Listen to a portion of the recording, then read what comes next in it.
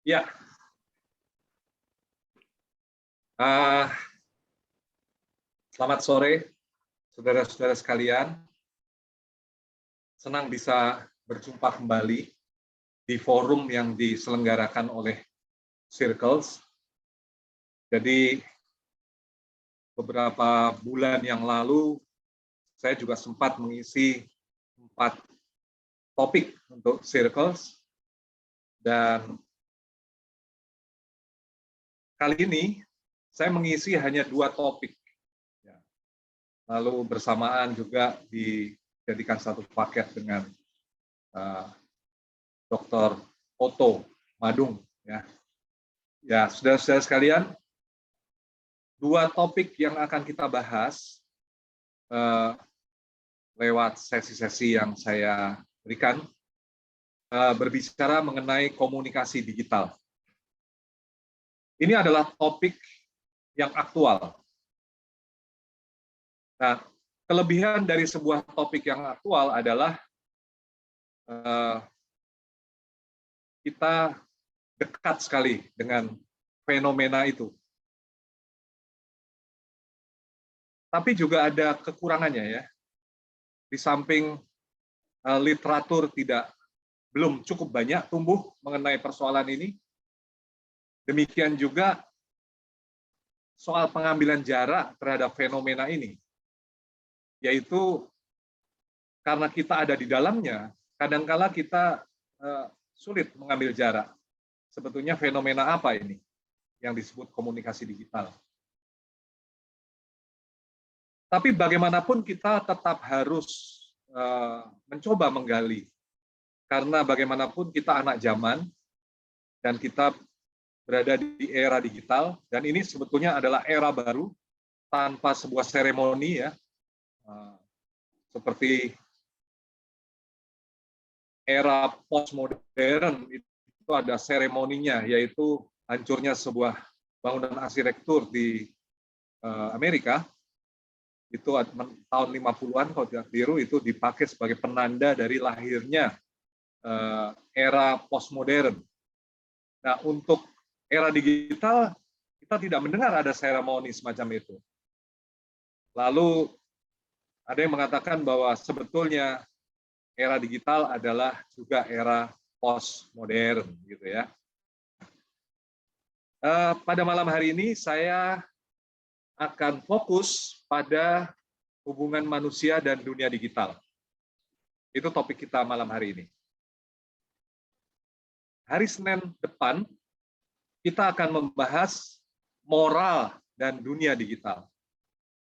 Kalau Anda perhatikan, di dalam filsafat, manusia dan dunia digital ini mestinya masuk di dalam refleksi antropologis, antropologi filsafat. Sedangkan moral dan dunia digital masuk di dalam bidang etika. Ya. Jadi antropologi dan etika yang akan kita masuki. Fenomena komunikasi digital itu sendiri multi aspek ya.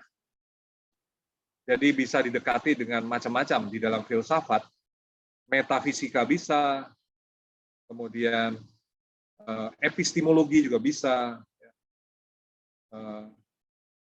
filsafat politik juga bisa, belum termasuk di luar filsafat, misalnya seperti psikologi dan sosiologi, itu juga bisa ya. Kita tidak mungkin untuk membahas semua pendekatan itu. Maka kita membatasi diri pada malam hari ini dengan sebuah pendekatan, yaitu antropologi. Izinkan saya untuk share screen. Sambil share screen, saya memancing dan merangsang untuk kita berdiskusi. Nanti akan ada diskusi dan Anda semua diundang untuk berdiskusi. Saudara-saudara sekalian, ya, ini slide saya.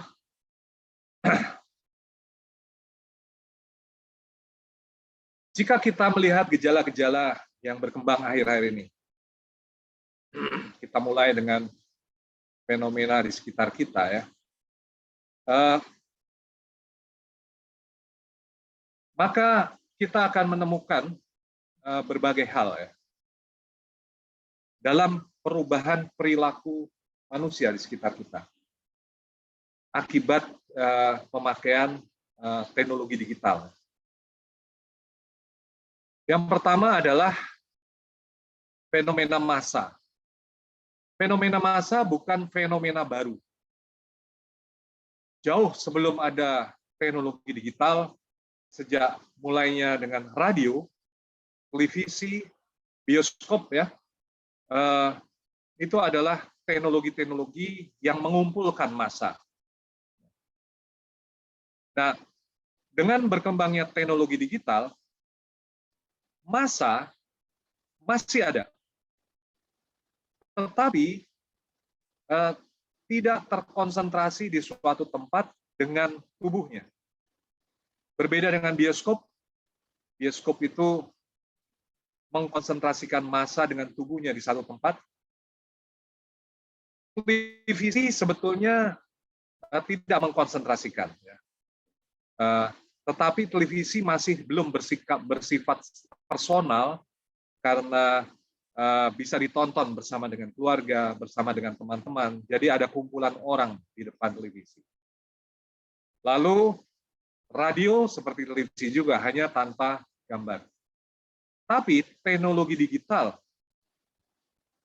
entah itu laptop, entah itu handphone atau smartphone, itu bersifat personal.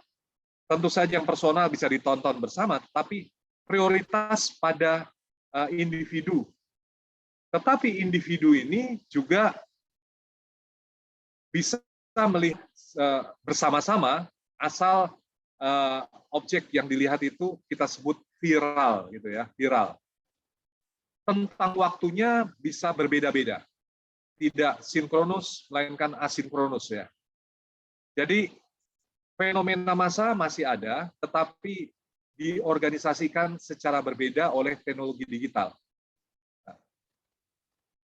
Apalagi yang ada di dalam fenomena hari-hari ini? Ini yang di bawah adalah fanatisme. Jadi selama beberapa abad, boleh dikatakan demikian, sejak perjanjian Westphalia, yaitu perjanjian yang memulai proses sekularisasi di Barat, gereja tidak boleh dicampur dengan negara, negara tidak mengurusi agama, agama tidak mengurusi kekuasaan, semacam itu ya. Itu cukup mengamankan dan memberikan perdamaian di Eropa. Sedemikian rupa sehingga prinsip sekularisasi diberlakukan atau berlaku di negara-negara lain. Nah, kita tahu dalam salah satu prinsipnya adalah bahwa agama adalah persoalan privat. Nah, politik itu publik. Lama negara-negara dan masyarakat-masyarakat cukup setia dengan pemisahan antara agama dan negara. Koran-koran misalnya, radio-radio, ya, televisi tidak menyinggung hal-hal yang bersifat religius dengan maksud politis, gitu ya. Apalagi yang sifatnya sensitif untuk politik. Ya, kita sendiri mengalami di Indonesia selama Orde Baru, prinsip sekularisasi itu lumayan berlaku di koran ya. Ada Suara Pembaruan, ada Kompas ya, Sinar Harapan dulu ya, Pos Kota. Koran-koran adalah media-media yang sekarang kita sebut mainstream, itu tidak menyinggung-nyinggung sentimen-sentimen agama di dalam politik. Nah, tetapi dengan adanya teknologi digital, smartphone, lalu juga berbagai aplikasi di dalamnya seperti WhatsApp, kemudian Twitter, ya, Facebook, ya. Isu-isu agama yang dulu dimasukkan di dalam ruang privat itu muncul ke panggung politis, gitu, menjadi isu politik. Sekurang-kurangnya dalam dunia digital. Tetapi apa-apa yang terjadi dalam dunia digital tentu saja bisa mempengaruhi dunia fisik yang saya akan sebut selanjutnya dunia korporeal atau dunia ragawi, tempat tubuh kita berinteraksi dengan tubuh yang lain. Juga jangan lupa termasuk gejala di dalam komunikasi digital akhir-akhir ini adalah berkembangnya banalitas atau kedangkalan dalam berpikir dan bertindak. Banyak orang nekat, banyak orang mencari perhatian, banyak orang yang berbicara hal-hal yang kurang sopan, dan seterusnya, dan itu atas nama kebebasan berkomunikasi. Nah, gambar yang ada di depan layar Anda adalah Adolf Eichmann yang saya pakai di sini untuk menjelaskan. Eichmann ini dipakai oleh Hannah Arendt untuk menjelaskan apa yang disebut banality of evil, ya, banalitas kejahatan. Nah, banalitas kejahatan itu juga terjadi dalam komunikasi digital karena kita kehilangan sensibilitas moral ketika masuk di dalam komunikasi digital. Lalu di depan layar Anda juga ada gambar Mona Lisa. Ini untuk menjelaskan di bidang kesenian juga terjadi perubahan-perubahan akibat berkembangnya teknologi digital. Karya-karya seni tidak lagi eksklusif dilihat di galeri-galeri seni, melainkan sekarang menjadi poster-poster yang bisa dibagikan secara viral, sehingga kehilangan sedikit banyak sakralitas dan singularitas dari karya seni itu. Terakhir, gejala yang sekarang adalah dirangkum dengan nama post-truth politics, yaitu bagaimana sentimen-sentimen, emosi itu dibangkitkan dan politik menggunakan itu alih-alih memakai fakta untuk sebuah taktik dan strategi di dalam meraih kekuasaan. Ini adalah gejala-gejala. Kita mulai dulu dengan gejala-gejala yang ada di permukaan sebelum kita masuk ke kedalaman. Nah, saya menulis sebuah buku yang sekarang beredar, dan ini buku baru. Aku klik maka aku ada. Nah, apa yang saya sampaikan pada sesi ini, ada sebagian di dalam buku itu, tapi ada hal-hal yang juga saya pikirkan lebih lanjut untuk sesi ini, sehingga tidak semua yang dibicarakan dalam sesi ini juga adalah isi buku itu. Buku itu tentu lebih luas, lebih banyak hal yang ditulis di situ, tetapi tetap ada hal-hal yang khusus yang sedang kita bicarakan di dalam sesi ini.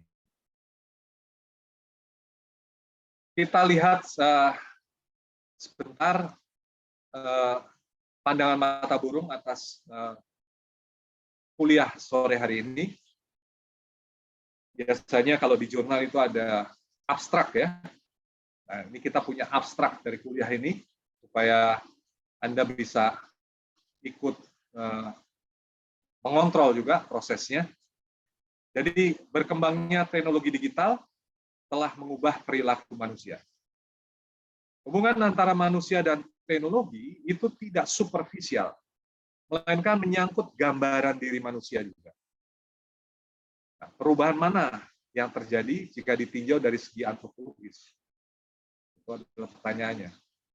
Nah, kuliah kita akan mendekati fenomena komunikasi digital dengan fenomenologi lunak. Kita akan mulai dengan konsep dunia digital, dan dari situ membahas hubungan antara manusia dan dunia digital. Lalu kuliah akan ditutup dengan sebuah kesimpulan dan dilanjutkan nanti dengan diskusi. Nah, pokok-pokok gagasan yang akan kita bahas ya, kita urai di dalam sesi ini adalah pertama-tama saya akan menyatakan posisi saya lebih dahulu di dalam perkembangan teknologi. Bagaimana sikap saya? Yang kedua, duduk masalah di dalam sesi ini. Jadi sebuah kuliah itu sebetulnya tanya dan jawab ya.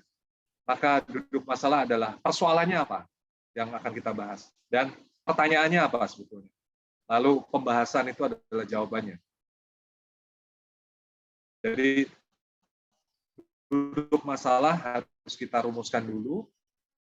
Kemudian saya akan menjelaskan pada Anda pendekatan fenomenologi lunak yang kita pakai untuk perkuliahan ini.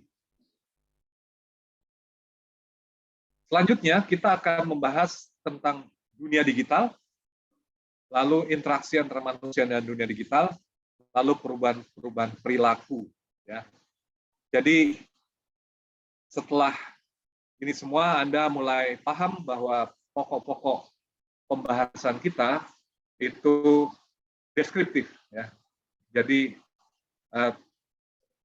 tidak menawarkan sebuah solusi, tidak. Bukan maksud di dalam sesi sore hari ini untuk memberikan solusi. Sesi minggu depan itu adalah etika dan etika adalah solusi, gitu ya. Nah, hari ini lebih menyangkut deskripsi tentang fenomena baru akibat perkembangan komunikasi digital. Nah, di akhir sesi saya akan memberikan kesimpulan. Saya harap suara saya cukup terdengar karena beberapa kali ada pemberitahuan mengenai sinyal yang lemah. Jelas, Prof. Kalau nanti agak melemah, tolong Mas Dimas ingatkan ya, Mas ya. Baik, Prof. Oke, baik. Nah, saudara-saudara, kami yang belajar filsafat itu juga mempelajari suatu cabang tertentu yang terkait dengan topik ya di dalam filsafat, yaitu filsafat teknologi. Nah, filsafat teknologi itu bukan dibahas secara tersendiri sebagai filsafat teknologi. Biasanya itu embedded atau melekat di dalam filsafat manusia. Nah, di dalam filsafat teknologi itu ada 3 posisi biasanya untuk merespon teknologi. Nah, demikian juga saya mau menjelaskan di sini ada 3 posisi dalam merespon teknologi digital. Posisi pertama saya sebut sebagai antusiasme teknologis. Ini adalah para penulis, para pembicara, atau orang-orang biasa begitu ya, yang begitu bersemangat menyambut perkembangan teknologi. Bukan hanya bersemangat, tetapi juga kadang-kadang sampai pada sikap yang ekstrem, yaitu mendewakan teknologi, bahwa teknologi itu obat bagi segala problem yang dihadapi oleh manusia. Nah, salah satu cabang atau aliran ya yang cukup antusias dengan teknologi adalah post-humanisme. Nah, itu juga dibahas di dalam filsafat. Intinya adalah begini, manusia itu mempunyai kelemahan-kelemahan. Manusia tidak bisa terbang, ya. Manusia mudah sakit. Manusia bisa menjadi tua dan manusia bisa mati. Ya. Tetapi pikiran manusia luar biasa hebat. Manusia mempunyai ambisi dengan pikirannya. Suatu ketika penyakit-penyakit dengan tubuhnya bisa dihilangkan lewat rekayasa genetik misalnya. Lalu kematian itu bukan keniscayaan melainkan optional. Anda boleh memilih mati atau tetap hidup gitu ya. Jadi kematian itu juga akan bisa diatasi. Nah, salah satu bentuk mengatasi kematian, dan ini adalah utopi dari post-humanisme, yaitu menjadi cyborg. Kalau bisa mesin dengan manusia, yaitu otaknya, bisa dihubungkan. Nah, lalu kematian akan hilang ketika kerja otak bisa menyatu dengan mesin. Ya. Nah, itu para antusias teknologis akan mengatakan demikian. Orang yang ada di sini, misalnya Daniel Kahneman, kemudian yang sangat populer di masyarakat kita adalah Yuval Noah Harari, ya, di filsafat Haraway, Donna Haraway, ya, dan beberapa orang lain yang tidak perlu kita sebutkan di sini.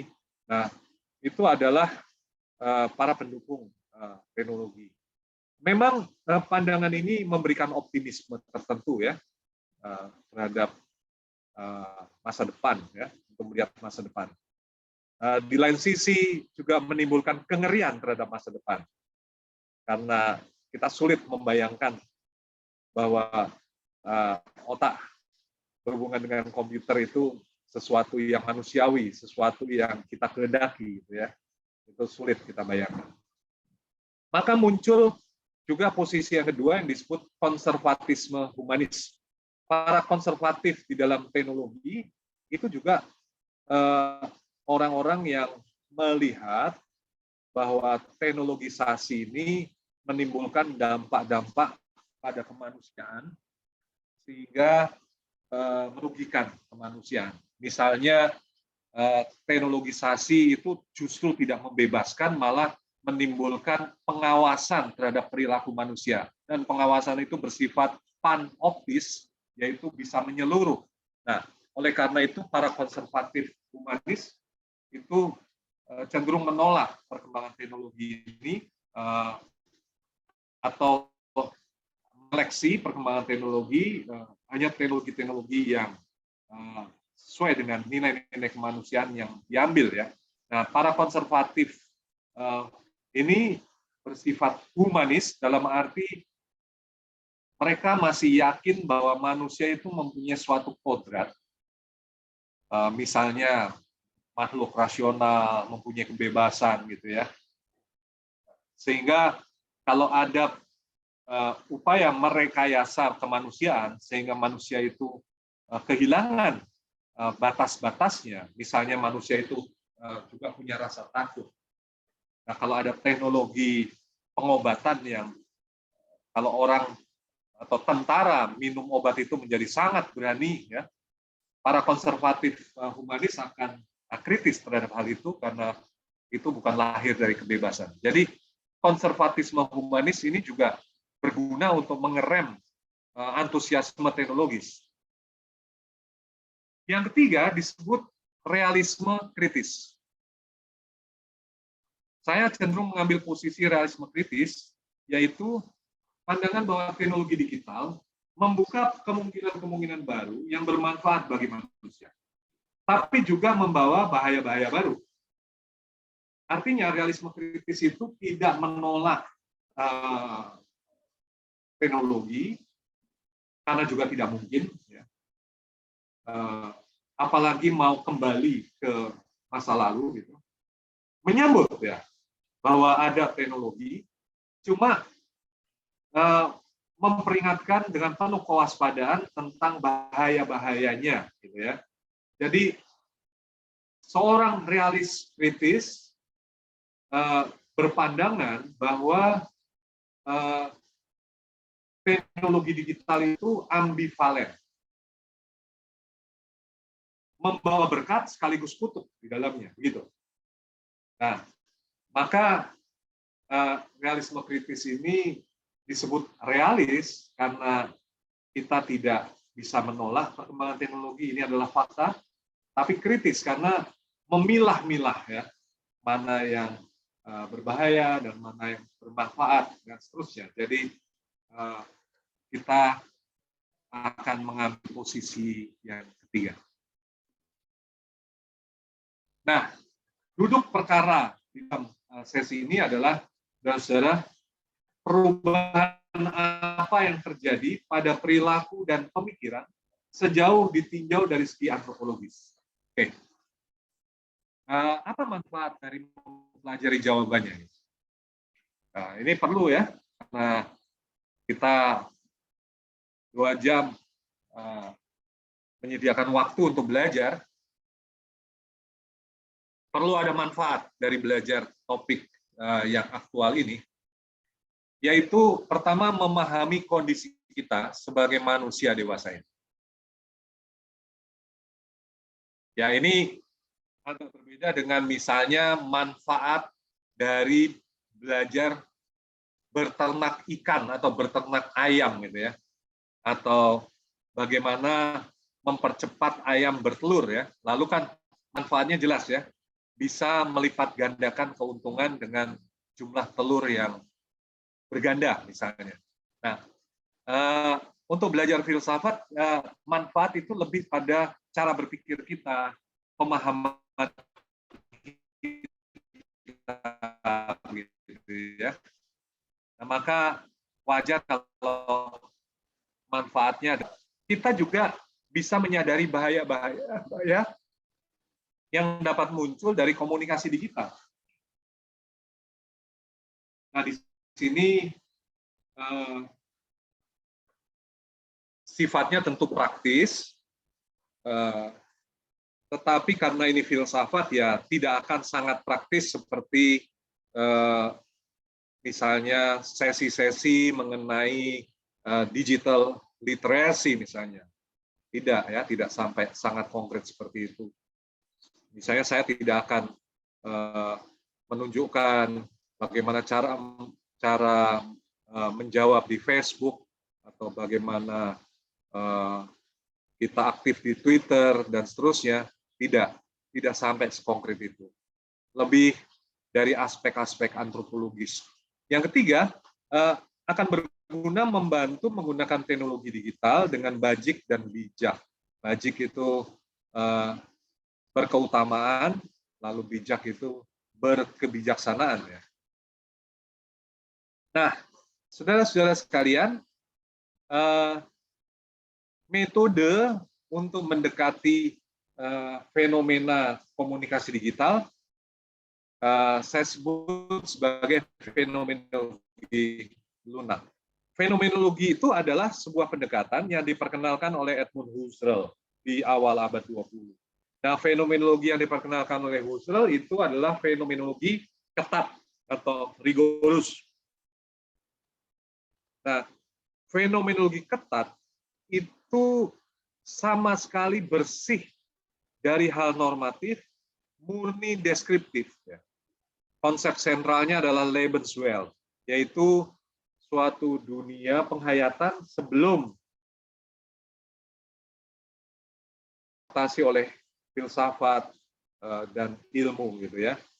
Nah, maka fenomenologi ketat itu sasarannya adalah memaparkan dunia kehidupan atau Lebenswelt. Nah, contoh dari Lebenswelt adalah tubuh kita. Tubuh, ya. Kita itu bertubuh.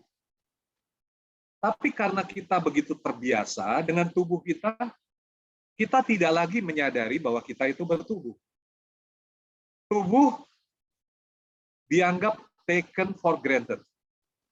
Berbeda dengan dokter. Dokter di rumah sakit itu mentematisasi tubuh. Sehingga percakapan-percakapan di rumah sakit antara dokter dengan pasien, antara dokter dengan dokter, bahkan pasien dengan pasien, itu bukan lagi Lebenswelt ya. Beda percakapan di rumah sakit dengan percakapan di sekolah, percakapan di toko gitu ya, atau percakapan dalam masyarakat luas ya. Di rumah sakit tubuh menjadi tema percakapan. Berarti tubuh itu sekarang disadari sebagai satu objek yang dipikirkan. Nah, sementara kalau dalam kehidupan sehari-hari, tubuh kita andaikan, taken for granted begitu saja, bahwa kita ini bertubuh, baru pada saat tubuh mengalami gangguan, misalnya kita sakit, usus buntu, mah, atau kita mengalami terkilir, semacam itu ya, sariawan juga bisa ya. Lalu kita mulai sadar bahwa ada sesuatu yang tidak beres dalam diri kita, dan itu adalah tubuh, gitu ya. Itu adalah tubuh. Jadi gangguan-gangguan seperti itu menimbulkan goncangan pada Lebenswelt kita, dalam hal ini tubuh, sehingga Lebenswelt mulai kehilangan cirinya sebagai Lebenswelt menjadi sesuatu yang reflektif, yaitu menjadi topik pemikiran dan pembicaraan, yaitu dalam hal ini adalah tubuh. Nah, sebetulnya kita sekarang semua berada dalam komunikasi digital sebagai Lebenswelt. Tak seorang pun mempersoalkan bahwa komunikasi digital ini mengandung bahaya. Bahwa komunikasi digital ini sebuah bentuk komunikasi yang baru dan mempunyai kebaruan di dalamnya. Nah, dengan fenomenologi, kita mencoba mentematisasi komunikasi digital. Itu artinya apa? Komunikasi digital tidak lagi taken for granted sebagai suatu tema, melainkan kita tematisasi dengan sadar, kita bahas, dan kehilangan ciri Lebenswelt-nya tentu saja. Itu adalah resiko dari sebuah fenomenologi. Ketika sesuatu di dalam Lebenswelt kita pikirkan kembali, atau kita pikirkan dan tematisasi, istilahnya adalah ditematisasi, maka dia menjadi bagian dari pemikiran dan tidak ada dalam Lebenswelt lagi. Nah, tidak ada dalam dunia yang dihayati, gitu kan, tapi dunia yang dipikirkan. Nah, maka pertanyaan kita adalah bagaimana komunikasi digital menampakkan diri pada kesadaran kita. Nah, itu adalah pertanyaan khas fenomenologi. Jadi misalnya orang seperti Merleau-Ponty akan bertanya gitu dalam bukunya Phenomenology of Perception. Bagaimana tubuh menampakkan diri pada kesadaran? Itu sama saja dengan mengatakan bagaimana kita mentematisasi tubuh sebagai objek deskripsi fenomenologis gitu ya. Tapi kalau mau dikatakan dengan lebih sehari-hari, bagaimana tubuh menampakkan diri pada kesadaran. Kata menampakkan diri itu serius, yaitu yang disebut sebagai fenomen.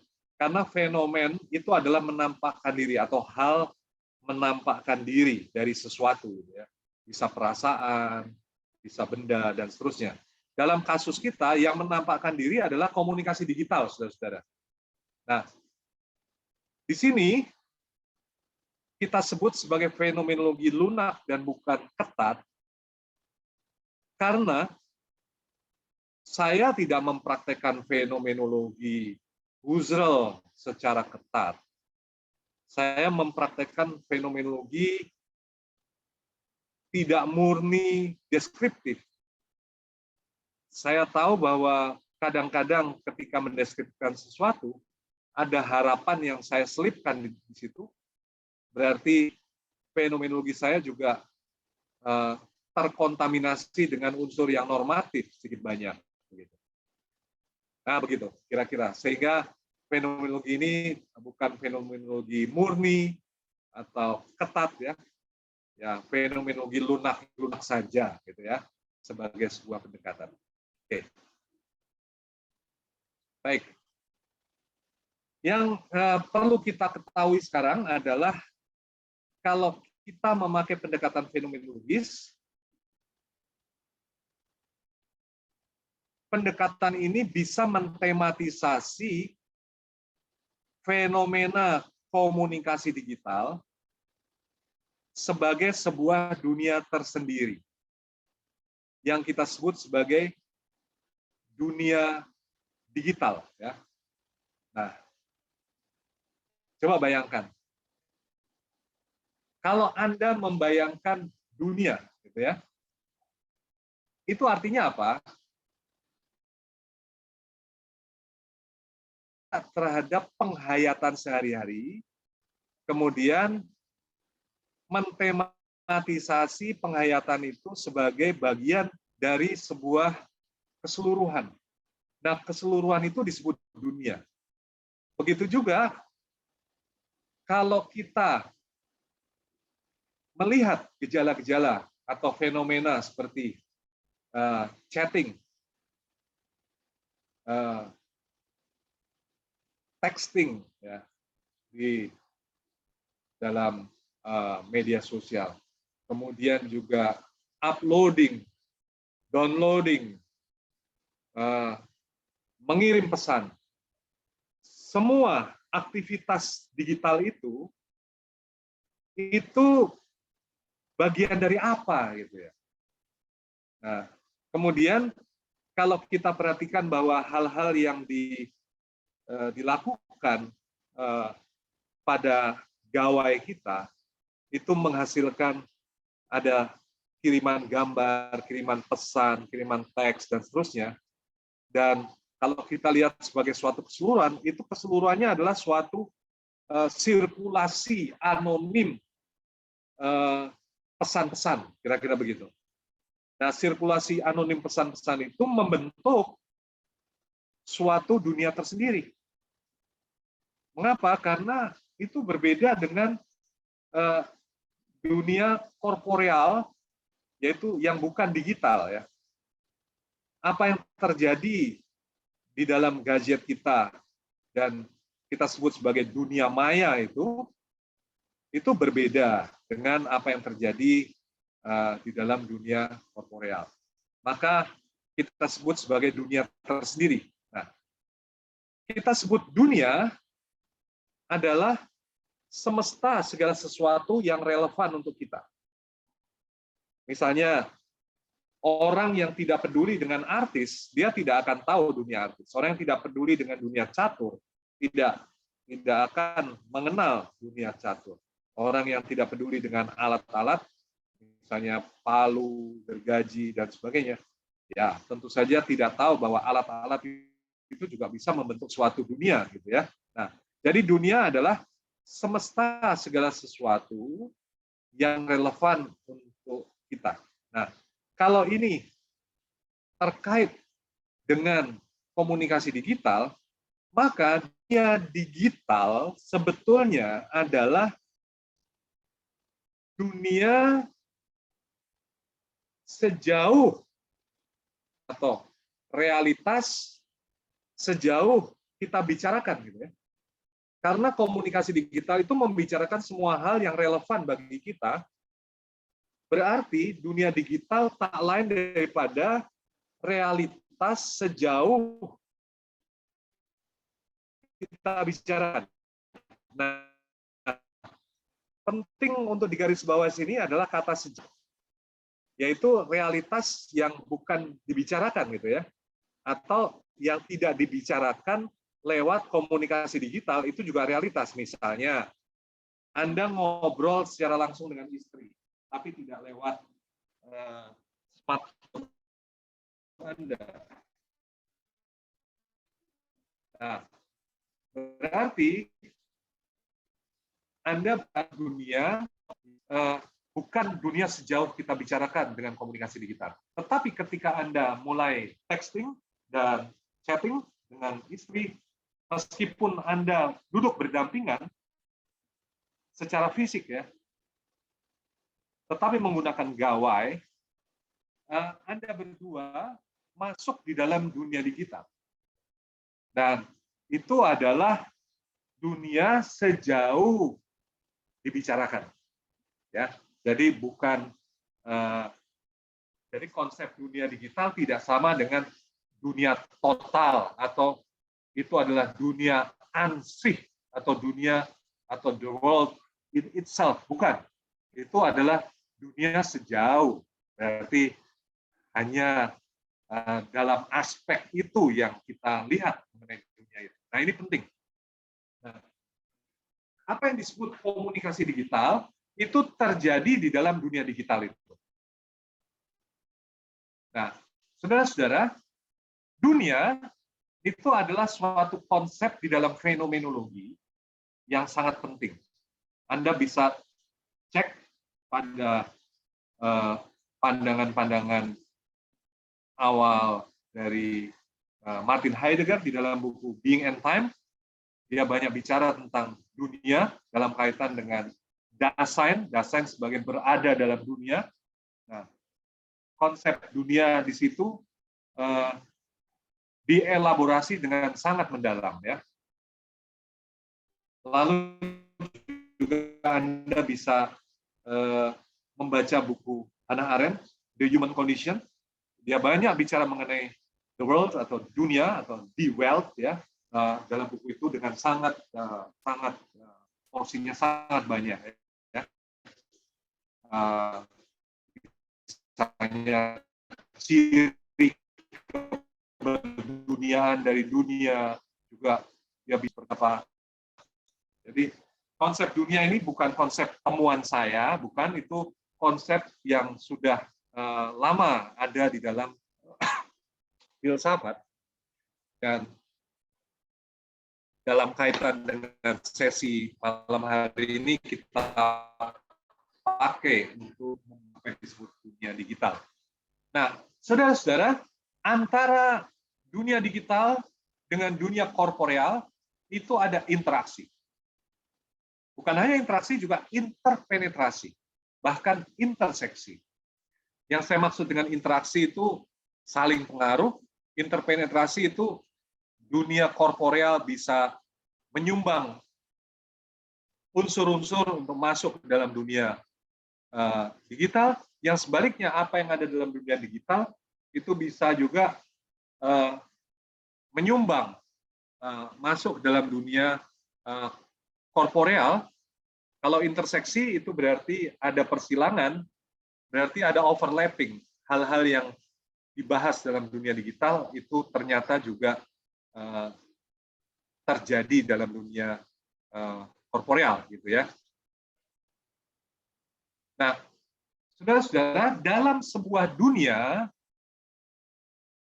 itu kompleks, rumit, banyak sekali unsur, dan mustahil kita mengorganisasikan sebuah dunia. Itu mustahil. Begitu juga dunia digital.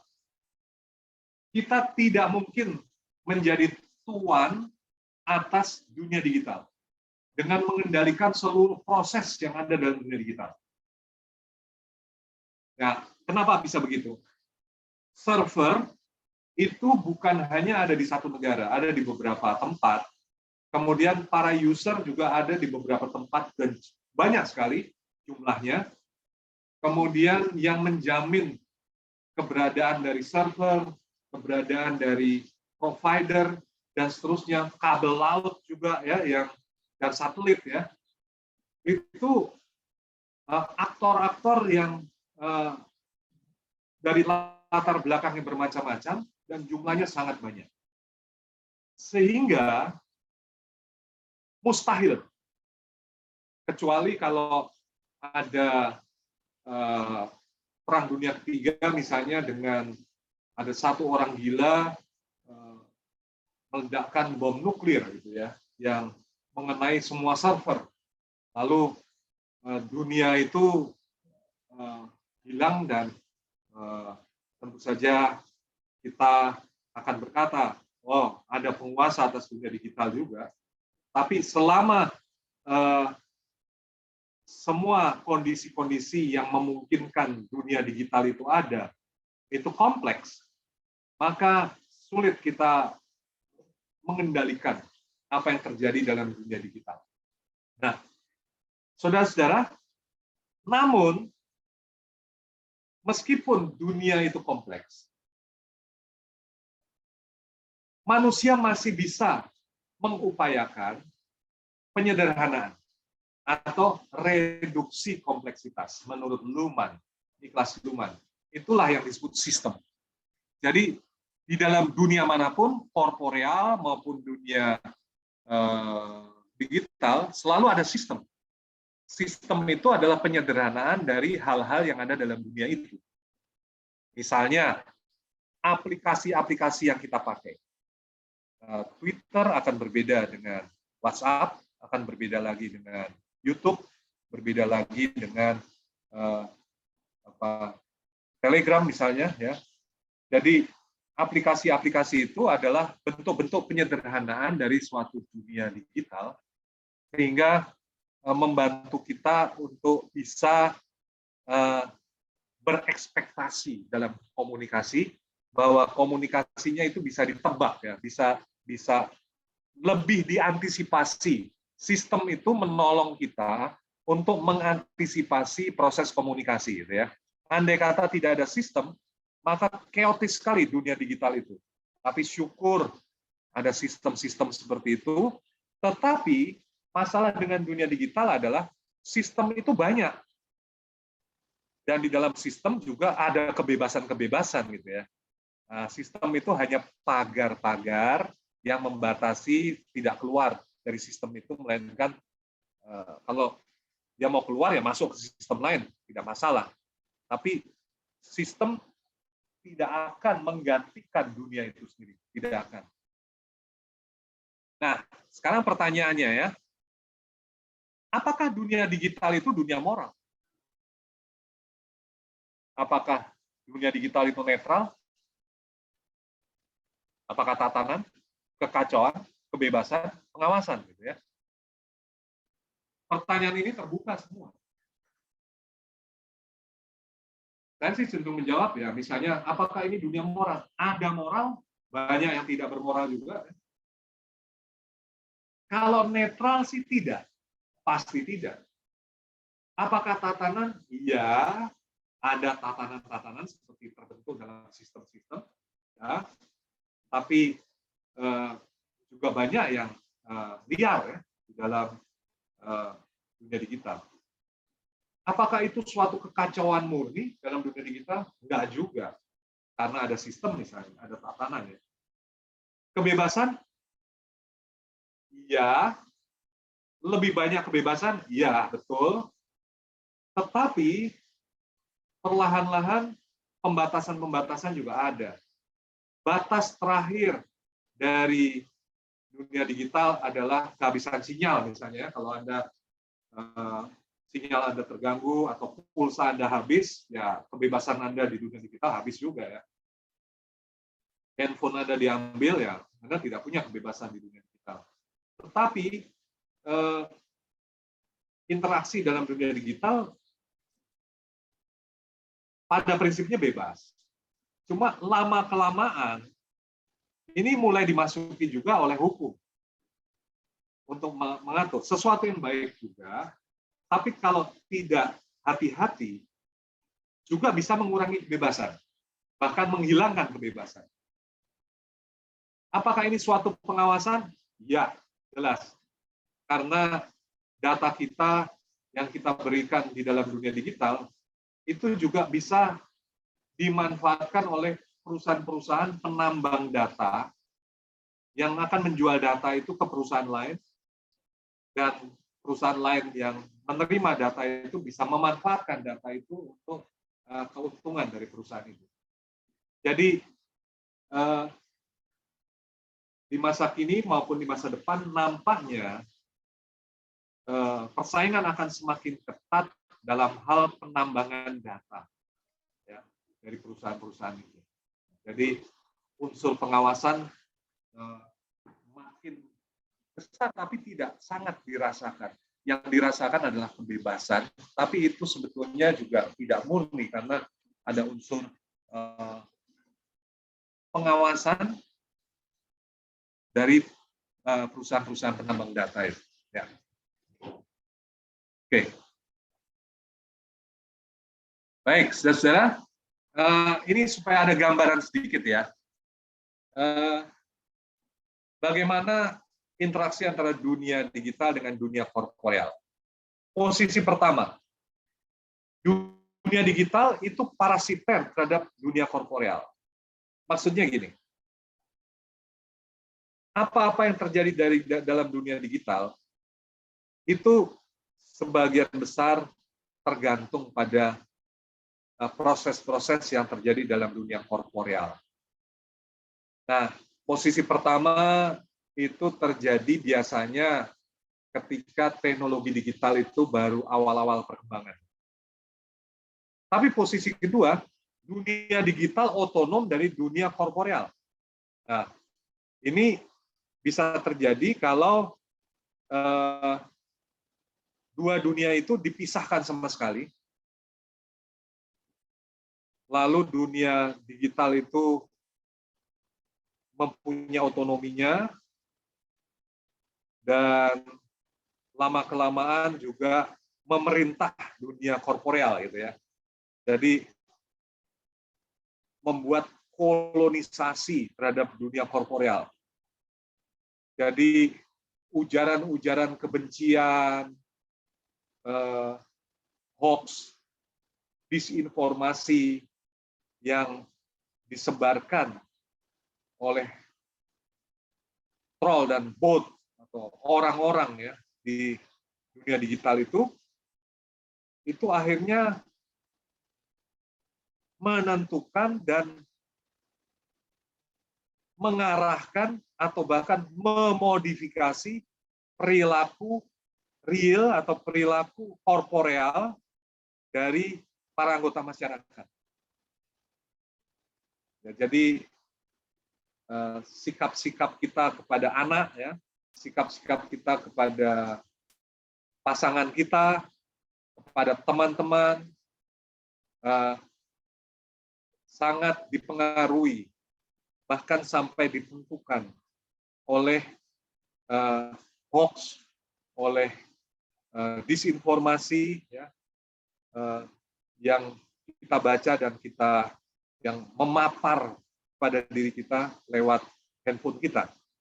Itu terjadi misalnya pada saat ada polarisasi pemilihan presiden waktu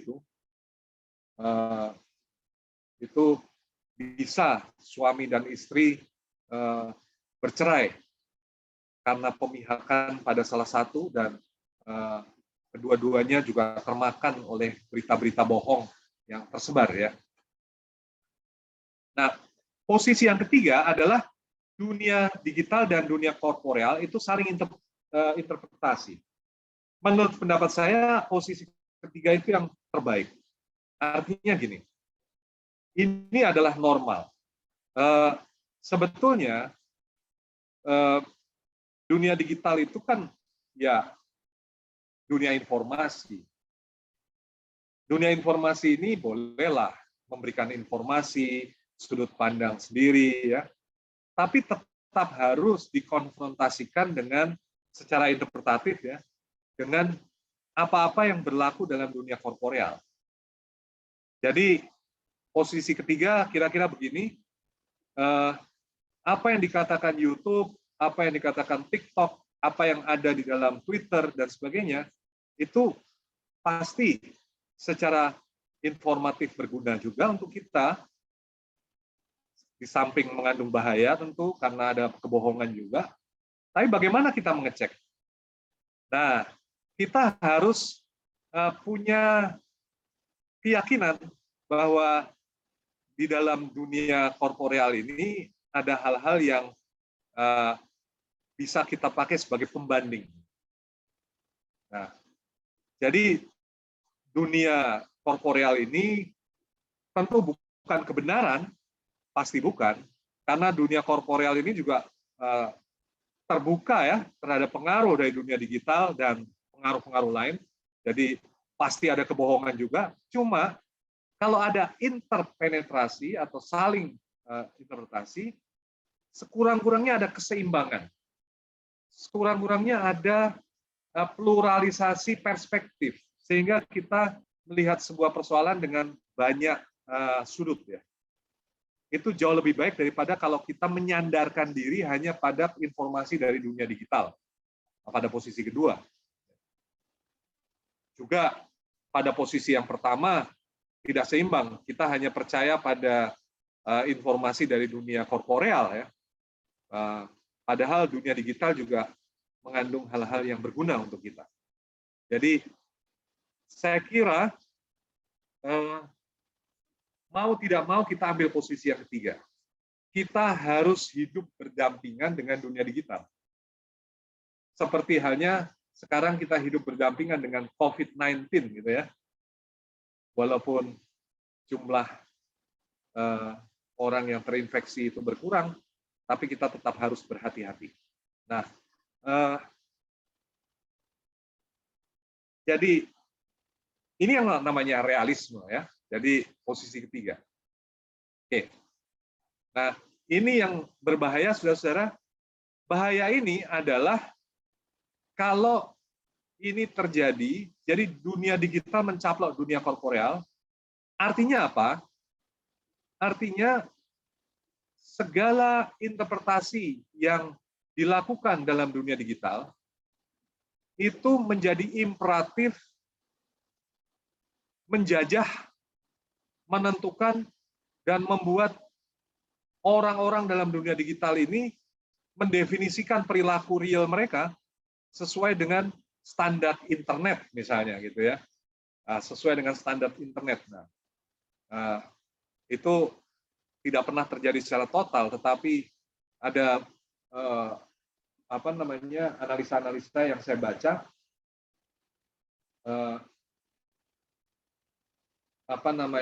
di operasi plastik di Korea itu sebagian juga karena pengaruh internet. Jadi mereka karena model mereka yang sudah dioperasi plastik itu juga tersebar lewat media-media sosial, lalu mereka berpikir bahwa yang namanya tampan dan cantik itu sesuai dengan standar internet gitu ya, atau standar media sosial.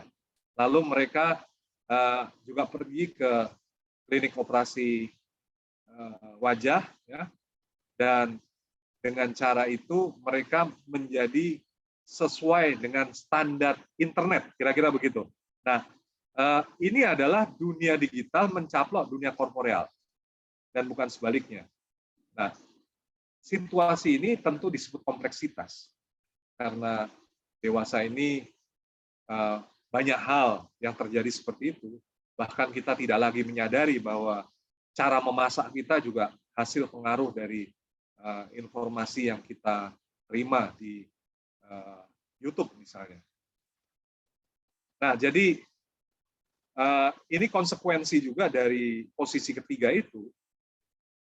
Jadi kalau begitu banyak hal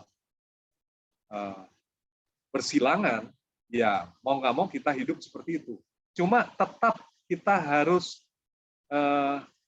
waspada, gitu. Jangan sampai kita dikomando oleh dunia digital. Itu yang menjadi masalah. Baik, saudara-saudara, itu sedikit gambaran lebih dulu mengenai dunia digital. Nah, sekarang kita masuk ke topik manusianya dulu ya, manusia. Di dalam filsafat, manusia itu direfleksikan secara mendalam. Ya.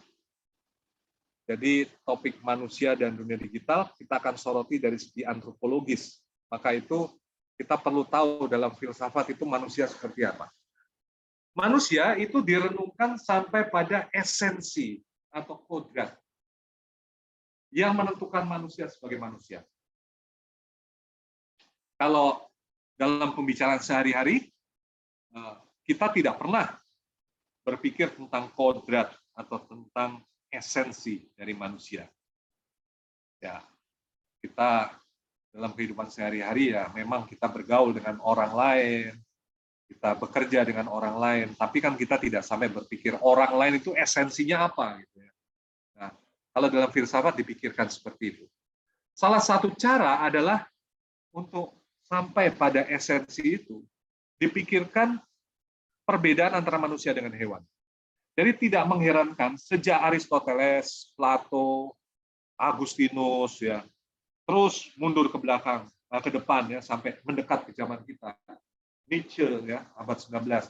Itu selalu saja ini adalah hobi dari para filsuf untuk bisa menemukan kekhasan manusia sebagai makhluk di alam semesta ini adalah dengan membedakan manusia dengan hewan. Nah, renungan antropologis itu biasanya memiliki sebuah klaim universal. Ciri yang diperoleh itu berlaku bagi manusia dari segala kebudayaan. Jadi gambaran bahwa manusia ini adalah makhluk yang universal, ada yang disebut kemanusiaan misalnya. Itu kan sampai sekarang masih ada dalam benak kita ya. Misalnya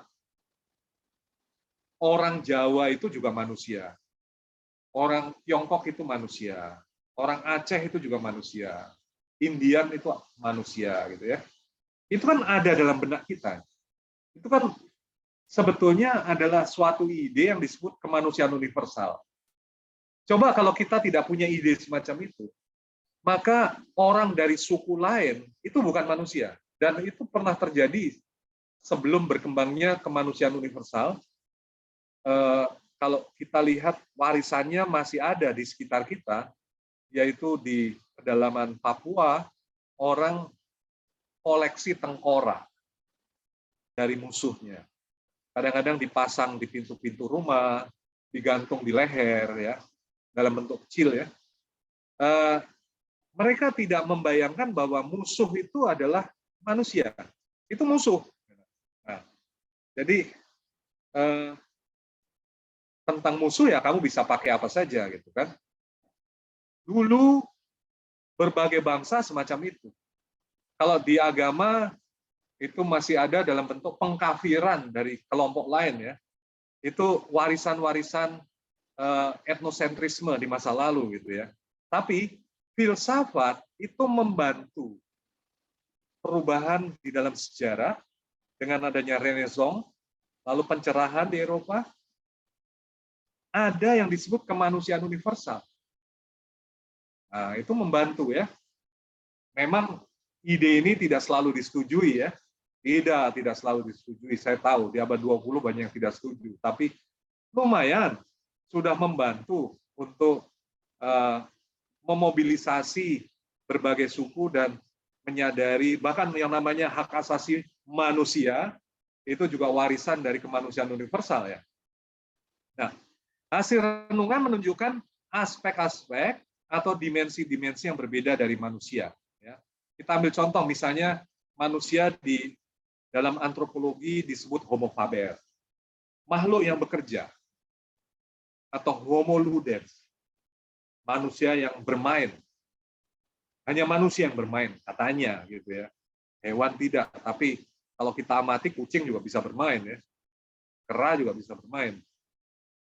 Huizinga itu mencoba untuk memberikan kekhasan. Atau homo religiosus, ya. Makhluk religius ya.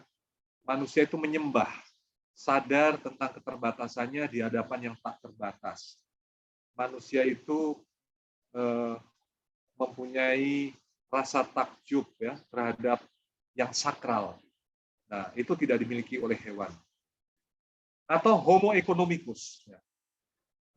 Manusia ekonomi seperti yang ada dalam liberalisme dan kapitalisme yang mencari untung, mengkalkulasi segala tindakannya secara strategis ya. Nah, saudara-saudara, berbagai homo ini adalah temuan-temuan dari antropologi ya, yang menekankan aspek-aspek yang berbeda pada manusia. Nah, jadi sebetulnya kalau kita perhatikan baik-baik dari berbagai atribut dari manusia, bukankah pada akhirnya kita bisa mengatakan bahwa manusia itu sebetulnya makhluk yang berkomunikasi dengan bahasa. Zoon, logon, ethon. Aristoteles, manusia adalah makhluk atau binatang, dia bilang ya, yang memakai bahasa, menggunakan bahasa. Pada akhirnya seperti itu. Lalu yang kedua, kalau kita belajar dari Darwin, manusia makhluk yang adaptif. Jadi meskipun ada berbagai nama itu, sebetulnya berbagai nama itu menunjukkan kemampuan adaptasi adaptasi dari manusia dalam berbagai kondisi. Lalu kalau kita berguru pada Elias Canetti, kita bisa mengatakan bahwa manusia adalah makhluk yang mampu menyintas, survive, dengan berubah bentuk, metamorfosis. Ya. Dalam bahasa Jerman yang dia pakai adalah Verwandlungsfähigkeit. Manusia makhluk yang mampu berubah bentuk, bertransformasi, gitu ya. Oke. Nah, baik saudara-saudara, itu sekedar gambaran ya mengenai antropologi dan bagaimana di dalam antropologi manusia itu mau ditemukan hakikatnya. Nah, kita sekarang hidup dalam era teknologi digital. Pertanyaan besar kita adalah apakah esensi manusia berubah? Apakah akan ada homo lain gitu ya akibat teknologi digital? Nah, untuk itu sebelum kita menentukan, kita perlu sedikit banyak memodelkan hubungan manusia dan teknologi, dan saya meminjam gagasan dari post-fenomenologi dari Don Ide. Saya belajar sudah lama ini Don Ide, sejak saya mahasiswa dulu. Don Ide itu menggambarkan beberapa hubungan manusia dengan teknologi yang sangat mudah untuk kita mengerti ya. Nah, pertama embodiment relation namanya ya. Itu adalah teknologi itu dianggap sebagai perpanjangan dari tubuh aja. Nah, bentuknya semacam ini. Manusia, teknologi lalu menghadapi dunia. Manusia dan teknologi untuk menghadapi dunia. Misalnya petani memakai cangkul adalah perpanjangan tangannya untuk kontak dengan sawah, itu dunia gitu ya. Oke. Nah, ini ada contoh juga, bicara lewat telepon kepada orang lain atau melihat dengan teleskop ke bulan. Kalau melihat dengan teleskop berarti mata kita diperpanjang oleh teleskop, itu menyatu ya, manusia dan teknologi sebagai satu body, maka disebut embodiment, menghadapi bintang atau bulan gitu ya. Nah, oke, baik. Lalu yang disebut hermeneutic relations itu menafsir dunia lewat teknologi. Bentuknya semacam ini. Jadi teknologi dan dunia itu dekat hubungannya, menjadi satu kesatuan, lalu manusia menghadapi mereka. Nah, contoh Google Map gitu ya. Google Map itu kan teknologi ada di sini. Google Map, lalu jalan-jalan di Jakarta itu dunianya. Nah, kita membaca bagaimana teknologi menampilkan dunia. Ini namanya hermeneutic relation. Kita menafsir lewat data dari teknologi itu. CT scan juga begitu, MRI juga begitu ya. Oke, baik. Nah sekarang yang menarik adalah alterity relations. Berinteraksi dengan teknologi. Jadi begini bentuknya manusia menghadapi teknologi yang sebetulnya adalah dunia teknologi sebetulnya. Nah, misalnya robot, ya, Anda bisa bicara dengan robot, atau mesin ATM, Anda bisa berkomunikasi dengan mesin ATM dalam arti tertentu ya, komunikasi itu berinteraksi di situ, ya, minta uang 100 langsung dia memberikan, mengabulkan, ya. Google Map juga bisa ada di sini. Oke, nah lalu background relation. Nah, teknologi sebagai iklim. Nah, maka bentuknya begini, manusia menyatu dengan teknologi dan dunia. Jadi teknologi itu menjadi semacam dunia artifisial yang melingkungi manusia.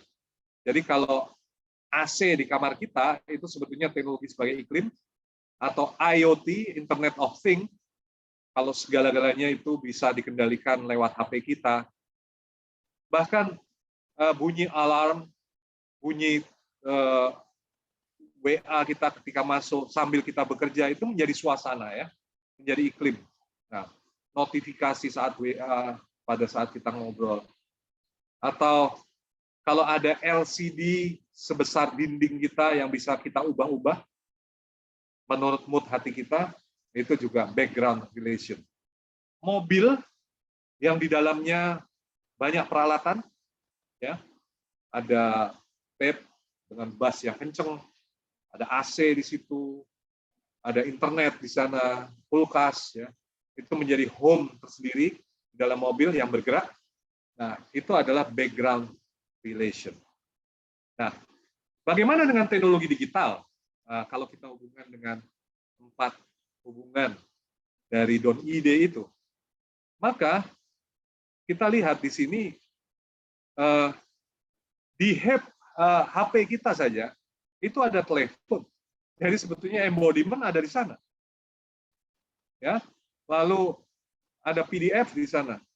Ada hermeneutik di sana. Ada juga Google Map ya, Alterity di sana. Ada Zoom seperti kita sekarang ini, ada background ya.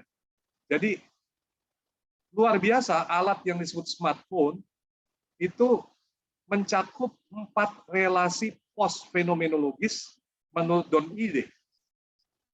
Jadi sangat wajar kalau sekarang ini kita berpikir bahwa smartphone itu bukan sekedar alat.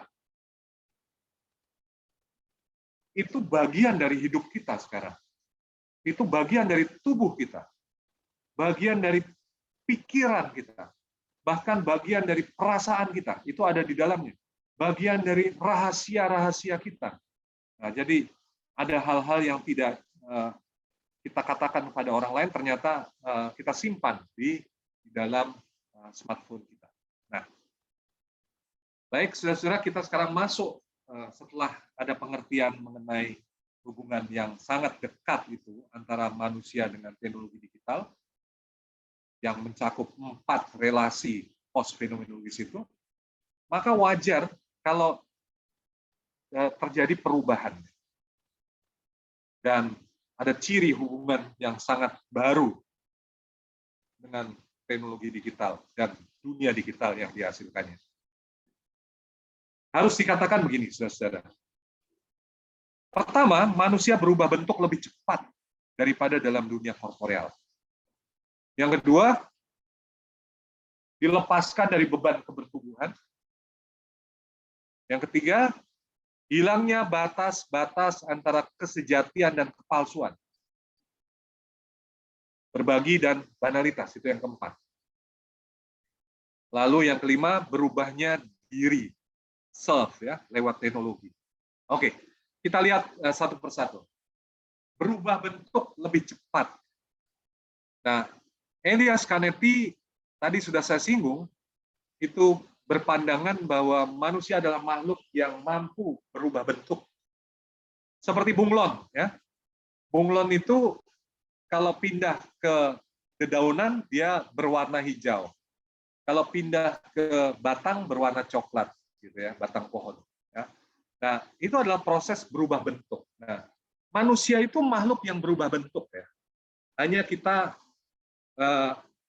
karena taken for granted hidup dalam Lebenswelt, kita jarang mengamati dengan jarak bahwa manusia bisa berubah bentuk. Misalnya sisiran Anda berubah, kumis Anda dicukur, itu sudah berubah bentuk ya. Pada perempuan lebih banyak lagi perubahan bentuk. Misalnya pakaiannya lebih banyak daripada laki-laki ya. Bisa rok, bisa celana panjang, kemudian bisa tanpa lengan dan dengan lengan, pakai lipstik warna ini, lipstik warna itu, bulu mata panjang, bulu mata pendek, sanggul atau apapun ya. Jadi perempuan itu lebih mempunyai banyak alternatif untuk berubah bentuk daripada laki-laki. Nah, tapi tunggu dulu, ternyata laki-laki juga berubah bentuk dalam hal lain, misalnya dalam hal karir, kekuasaan, gitu ya, realisasi bakat-bakat. Jadi kata berubah bentuk perlu dipahami bukan dalam pengertian fisik saja, tapi juga dalam pengertian pola pikir, sikap, dan sebagainya. Itu juga mengalami perubahan bentuk. Nah, sekarang kalau kita bicara tentang berubah bentuk lebih cepat, teknologi digital itu memungkinkan manusia menggandakan diri, menyebarkan diri, dan mengubah jati diri di dalam komunikasi. Hal yang tidak harus berarti bahwa secara korporeal juga berubah. Tidak. Tetapi juga tidak bisa dihindarkan bahwa perubahan Anda di dalam dunia digital itu mempengaruhi perilaku Anda di dalam dunia korporeal, sehingga boleh dikatakan teknologi digital ini membuat kita lebih cepat berubah bentuk. 2. Menurut Canetti, manusia adalah makhluk yang mampu berubah bentuk. Ya. Nah, dalam komunikasi digital, perubahan bentuk itu seperti mimikri, metamorfosis, kamuflase, difasilitasi secara teknologis dengan video editing, Photoshop, stiker, dan seterusnya. Ya. Jadi siapa diri kita, misalnya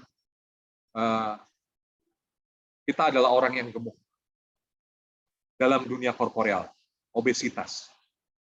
Kita bisa menampilkan diri di medsos dengan gambar kita bahwa kita six pack, ya, tapi harus diedit dengan Photoshop. Lalu Anda yang six pack itu muncul berkali-kali di medsos.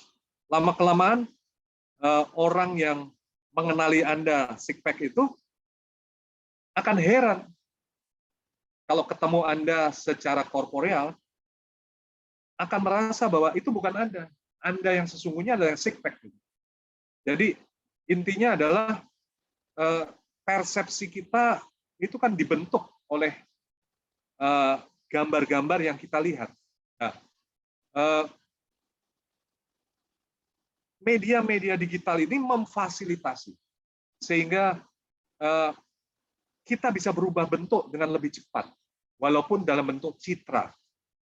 Cuma apa yang terjadi di dalam dunia digital kan juga bisa mempengaruhi di dunia korporeal. Itu satu hal yang penting untuk diawasi, ya. Nah, dunia digital itu berisi citra-citra yang mengisi kepala kita, mengarahkan tindakan, dan citra-citra itu dianggap real lama-lama. Kalau dilihat, menyebutnya simulacra.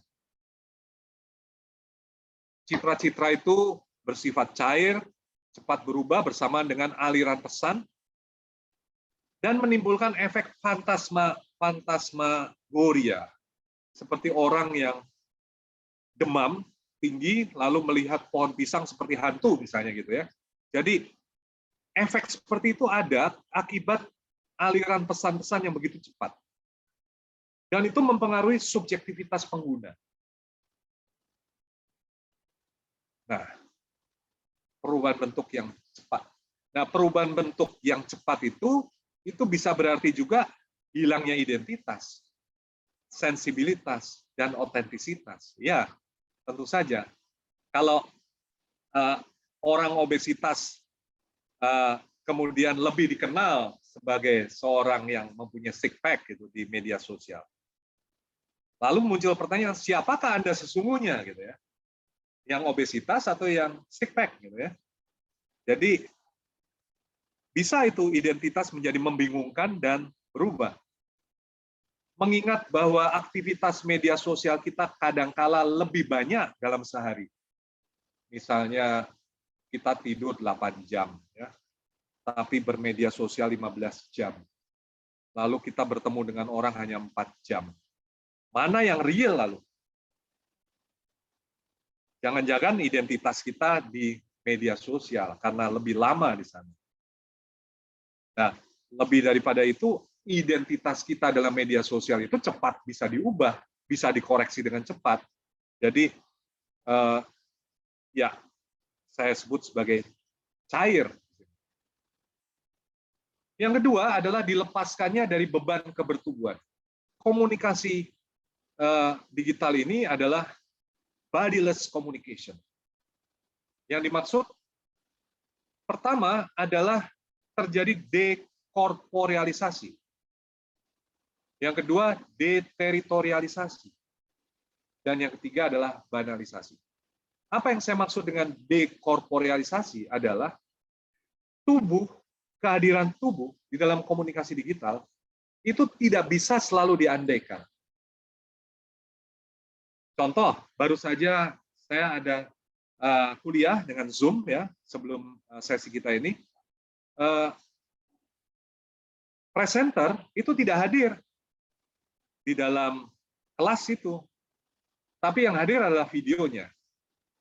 Jadi kita tidak mengandaikan bahwa dia hadir. Nah, kemudian kalau ada komunikasi dengan handphone dengan seseorang, dalam tanda petik seseorang itu, Anda tidak bisa memastikan bahwa seseorang itu betul-betul orang itu dengan tubuh itu. Bisa saja orang lain yang sedang memainkan peran sebagai orang itu. Apalagi kalau akun itu adalah akun palsu misalnya. Jadi fenomena dekorporealisasi itu adalah fenomena yang khas dalam komunikasi digital. Memang di dalam telepon itu juga bisa kita memasukkan sesuatu, tentu rekaman misalnya kita dekatkan, tetapi dibutuhkan usaha lebih banyak. Tetapi teknologi digital membuat hal itu menjadi sepele, lewat klik langsung jadi gitu ya. Sehingga ya memang kita dilepaskan dari beban kebertubuhan. Yang dimaksud dengan deteritorialisasi yaitu bahwa setiap tindakan digital kita, entah itu uploading, texting, chatting, uploading dan sebagainya, ini mempunyai potensi global. Jadi kita selalu harus mereservasi dalam pikiran kita bahwa pandangan kita, posisi kita, pendapat kita, atau pesan-pesan yang kita kirim itu akan didengar oleh orang-orang dari negara lain juga yang bisa berbahasa kita. Artinya mempunyai potensi global. Nah, lalu banalisasi. Karena begitu sederhananya komunikasi digital dari segi teknologis sangat dipermudah, ya. Lalu sangat cenderung menjadi rutin, tidak dipikir lagi, dan akibatnya banal. Jadi sebuah klik kita tidak rasakan lagi seperti kalau kita berteriak di lapangan untuk memobilisasi massa. Kita cukup klik sebuah pesan, pesan itu bisa menghasilkan kerusuhan di sebuah kota misalnya. Tapi kan kita cuma klik, jadi tidak lagi ada sensibilitas mengenai hal itu. Ini yang sama dengan artinya banalisasi. Nah, jadi ini yang bisa kita simpulkan. Jadi di satu pihak banyak kemudahan, ya, tapi di lain pihak kemudahan itu mengurangi sensibilitas. Nah, maka disebut desensibilisasi karena absensi kehadiran korporeal. Kehadiran korporeal itu kan menjangkarkan kita pada bumi. Nah, di masa pandemi ini kalau kita hanya lewat Zoom gitu, kita merasa lebih rohani ya. Lebih rohani dalam arti gini, kita lebih merupakan roh atau hantu daripada tubuh. Nah, ketika kemudian kita keluar lalu ketemu dengan orang-orang, walaupun memakai masker, kita balik itu dengan rasa puas. Oh, kita yakin sekarang kita ada di dunia. Jadi kita menjangkar kembali pada bumi akibat pertemuan dengan tubuh lain. Kita menyadari bahwa kita bertubuh. Nah, ini penting. Nah, tetapi karena semua dilakukan secara digital, itu ada efek desensibilisasi. Kita tercerabut dari bumi. Bahkan kehilangan komitmen. Jadi komitmen, pengorbanan, itu banyak hal menyangkut performance dari kebertubuhan kita. Misalnya, untuk menunjukkan komitmen, kita datang ke suatu tempat, menandatangani sesuatu. Untuk menunjukkan komitmen, kita tunjukkan bahwa kita berkeringat, gitu ya.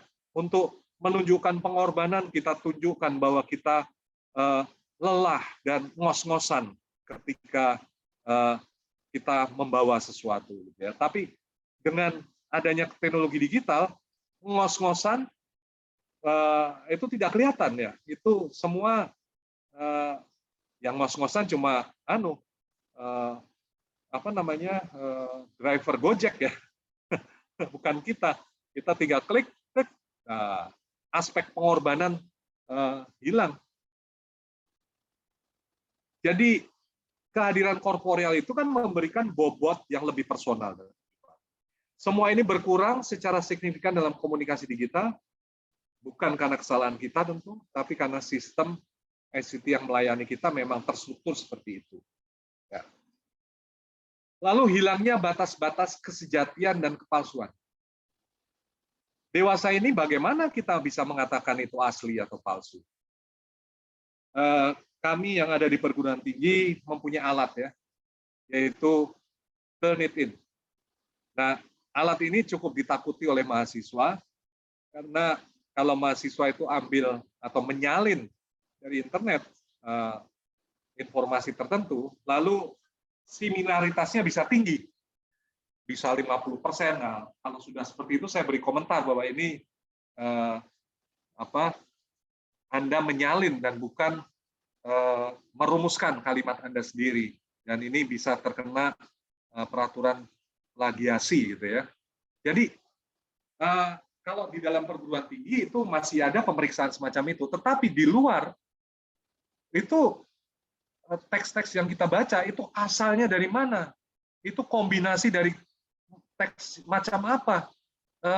Kita sulit untuk mengatakan ini sejati atau palsu. Nah, eksistensialisme itu memberikan tujuan antropologis, misalnya menjadi diri sendiri, otentik, jadi otentik. Namun di era digital, otentisitas itu tidak begitu dipentingkan. Yang penting mendapat atensi, entah dengan cara otentik atau inotentik ya. Orang hanya meniru, misalnya di TikTok, itu tarian TikTok itu bukan seni itu copy itu semua ya. Jadi orangnya berbeda-beda, tapi geraknya sama, koreografinya sama. Tapi itulah yang dinikmati oleh pengguna. Jadi pengguna juga tidak terlalu peduli apakah ini otentik atau inotentik. Apakah itu tidak memberikan edukasi kepada masyarakat? Ya, tergantung sudut pandangnya. Lalu orang sekarang mengatakan demikian ya. Tapi kalau kita bisa menentukan dari sini, jelas itu tidak otentik. Si aku di dalam komunikasi digital tidak lagi menampilkan dirinya yang sesungguhnya, melainkan merupakan cermin dari komunikasi. Mirror of communication. Karena aliran pesan-pesan itu yang membentuk jati dirinya. Dalam dunia korporeal, memang ada komunikasi yang membentuk diri kita, tapi jalannya itu lambat. Lambat. Kalau dalam dunia fisik ya, misalnya orang tua memarahi anak-anaknya, itu dengan ekspresi tubuh di sebuah ruangan, menghabiskan waktu 1 jam sendiri. Ya. Lambat. Apakah itu lalu membentuk diri? Ya, pasti ya. Tapi berjalan lambat. Nah, saat ini komunikasi berjalan sangat cepat, sehingga orang sulit bicara tentang jati diri. Begini, karena begitu banyak komponen-komponen informasi tentang bagaimana menjadi diri yang otentik itu ada di dalam pesan-pesan itu yang menghujani kita bertubi-tubi, sehingga kalau kita mengikuti itu terus, lama-kelamaan ya persoalan jati diri menjadi tidak relevan lagi. Yang terjadi justru bukan jati diri, yaitu modifikasi diri, yaitu modifikasi dalam arti bagaimana kita menyesuaikan diri dengan imperatif-imperatif atau harapan-harapan atau ekspektasi-ekspektasi implisit maupun eksplisit yang disebarkan lewat media-media sosial itu. Nah, si aku dipandang dewasa ini ya, itu sebagai gumpalan informasi yang tidak memiliki inti, yaitu kosong di bagian dalamnya. Ya, karena bisa diisi apapun gitu ya. Yang keempat, berbagi dan banalitas. Jadi ini wajah ganda dari komunikasi digital. Di satu sisi, medsos memungkinkan kita cepat berbagi ide, perasaan, harapan pada orang lain. Tapi di lain pihak, karena ada luapan informasi, kegiatan komunikasi itu menjadi dangkal atau banal. Kita meneruskan pesan atau membaca pesan bukan karena perlu, melainkan karena takut tertinggal, atau sekedar rasa ingin tahu, atau mungkin ya udahlah refleks gitu ya, refleks saja. Berubahnya diri lewat teknologi, ini yang terakhir saya kira. Teknologi digital berciri interaktif sehingga menjadi alter ego bagi kita. Nah, itu yang tadi dijelaskan oleh Don Ide, yaitu alterity ya. Jadi teknologi pun menjadi alter ego bagi kita. Jadi smartphone itu kita tidak memperlakukan lagi sebagai alat, melainkan sebagai person yang lain. Hubungan antara manusia dan teknologi adalah hermeneutik, alterity, dan background sekaligus ya. Nah, sebagai alter ego, teknologi digital juga memberikan perintah, pandangan-pandangan, pesan-pesan, pikiran yang mempengaruhi ego, sehingga bisa terjadi modifikasi perilaku pada ego. Nah, maka melihat hal-hal yang baru itu, kita bisa bicara tentang secara antropologis bahwa ada aspek baru dari kemanusiaan, bahkan dalam tanda petik esensi baru dari manusia, yaitu homo digitalis, manusia digital. Nah, saya kutip dari Christian Montag, saya sendiri mempersoalkan apakah spesies kita, Homo sapiens, akan berubah secara hakiki lewat keterlibatan terus-menerus dengan dunia digital. Apakah Homo sapiens di masa depan akan mengalami simbiosis yang lebih kuat lagi dengan teknik digital? Dan apa yang persisnya akan terjadi? Hasil akhir perkembangan simbiosis itu kemungkinan peralihan dari Homo sapiens ke Homo digitalis.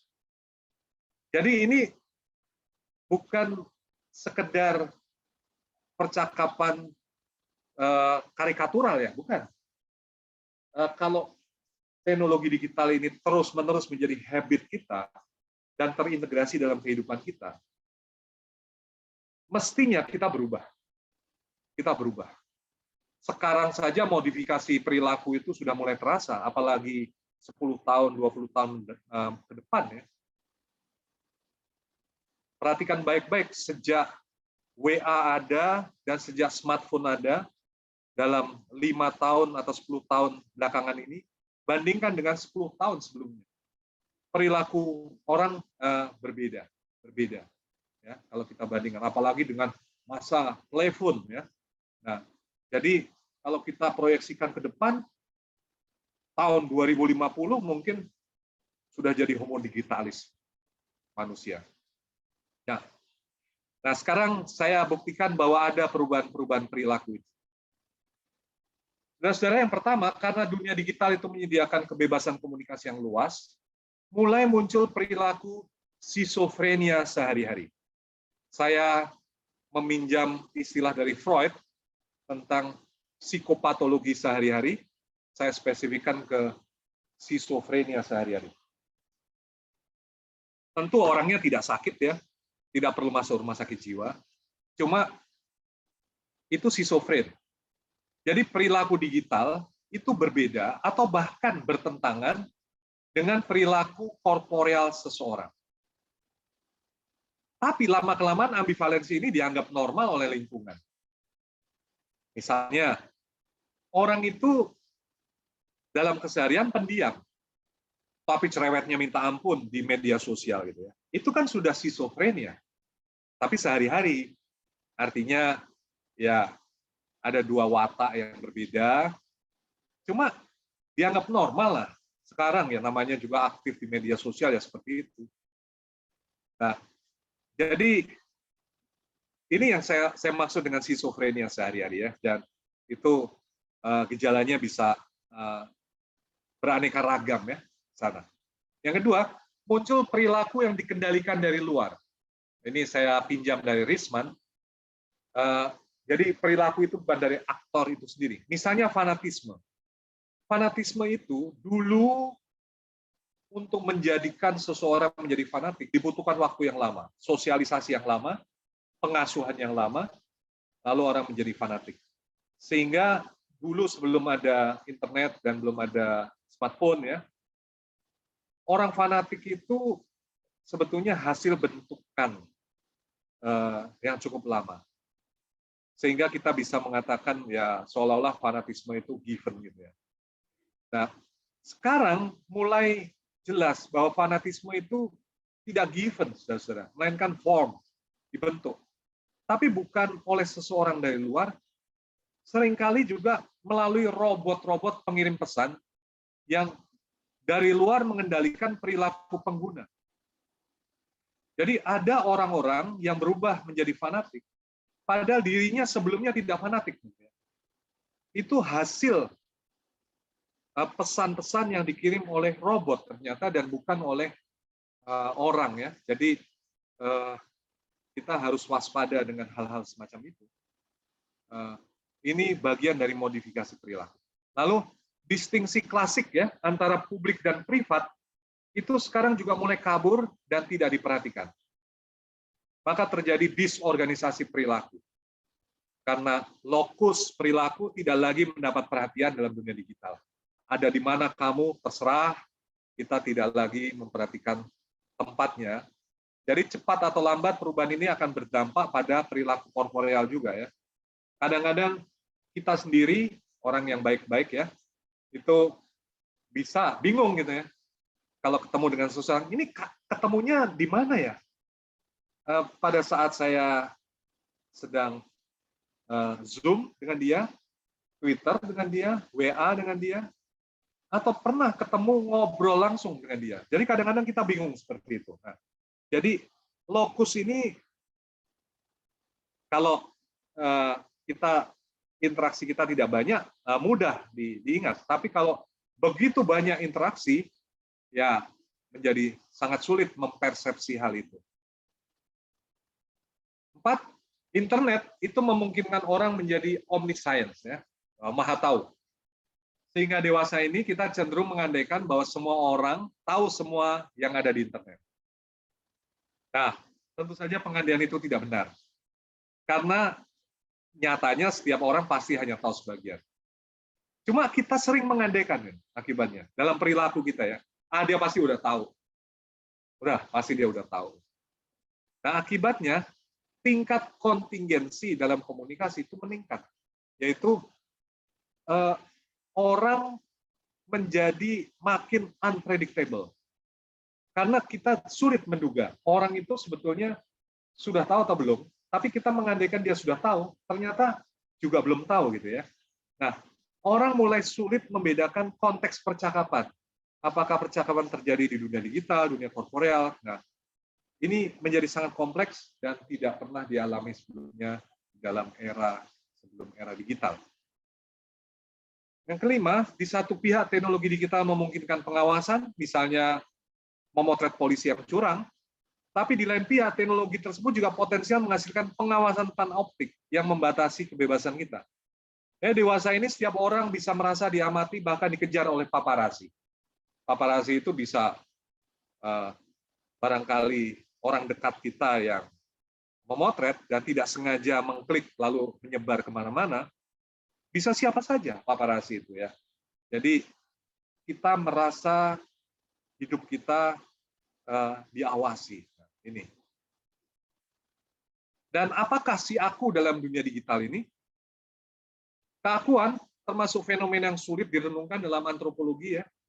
Descartes memberikan fondasi sederhana untuk percaya bahwa si aku itu ada, yakni sebagai aktivitas berpikir. Lalu sepanjang filsafat modern, post-Kartesian ya, Kant, Fichte, Hegel, Comte, ya, eksistensi keakuan semakin dikokohkan. Nah, di abad 18 ada seorang filsuf yang bernama David Hume, itu sudah mulai mempersoalkan bahwa aku itu ada secara substansial. Nah, dia menganggapnya sebagai a bundle of perception saja. Simmel di abad 20 bicara tentang si aku bukan sebagai substansi, melainkan sebagai kumpulan relasi-relasi. Nah, saudara-saudara, dewasa ini, si aku dalam dunia digital itu tidak lagi bisa membayangkan dirinya sebagai substansi, melainkan sebagai kumpulan relasi-relasi, sebagai acuan bahkan komunikasi-komunikasi. Nah, perubahan konsep keakuan ini jelas dalam komunikasi digital. Nah, si aku dalam komunikasi digital berarti tidak stabil, mudah berubah, karena dalam komunikasi digital dimungkinkan oleh kecepatan dan perubahan peran. Ya. Nah, sebelum era digital, si aku itu mengacu pada tubuhnya. Ingat pada Descartes, tapi dalam komunikasi digital, si aku mengacu pada pesan ya, yang selalu berubah. Nah, tubuh itu sendiri berubah menjadi pesan, sehingga terbentuk fluid self, diri yang cair, yang identitasnya ditentukan oleh jaringan komunikasi. Nah, apakah si aku itu sebuah ilusi? Ilusi ego? Ya, tergantung sudut pandang ya. Saya akan berpendapat bahwa si aku bukan ilusi melainkan nyata. Memang ego terjadi dari sistem diferensiasi. Aku terjadi karena perbedaan dengan kamu. Nah, ini orang seperti Simmel dan Luhmann akan mengatakan seperti itu, maka berciri struktural yang membuat antinomi biner ya, aku dan kamu. Kalau tidak ada kamu, tidak ada aku, gitu kan? Tetapi pemakaian kata aku dalam bahasa dan komunikasi akan juga menghasilkan acuan tetap yang disebut aku. Nah, acuan tetap itu memang bukan substansi, melainkan saya sebut sebagai gumpalan relasi-relasi yang bisa berubah merespon lingkungan. Jadi, kenapa gumpalan? Karena ada sesuatu yang tetap, walaupun yang tetap ini juga berubah, tapi tidak berubah dari menit ke menit, gitu ya. Dari detik ke detik, bahkan dari hari ke hari juga tidak, bahkan dari tahun ke tahun juga tidak akan berubah cepat. Tapi ada sedimentasi dalam keakuan. Nah, jadi subjektivitas si aku tetap merupakan dirinya, sehingga meskipun ada perubahan, si aku tetap bisa mengatakan sejarahnya, siapa dirinya, dan seterusnya. Jadi saya sebut sebagai gumpalan di sana. Nah, terakhir kesimpulannya, ini untuk mengingat kembali apa yang sudah dibahas, hubungan antara manusia dan teknologi digital bukan hanya bersifat eksternal, seperti misalnya pemakaian gergaji, ya, melainkan juga internal, yaitu melibatkan isi pikiran dan perasaan pemakai teknologi itu. Karena hubungannya bersifat internal, entah dalam bentuk hermeneutic authority atau background tadi, komunikasi digital memodifikasi perilaku manusia. Fakta dapat dimodifikasinya perilaku dari luar menunjukkan bahwa si aku bukan substansi yang stabil, melainkan gumpalan relasi-relasi. Baik, saudara-saudara, saya kira kita bisa berdiskusi sekarang. Wah, cukup lama saya mengambil waktu.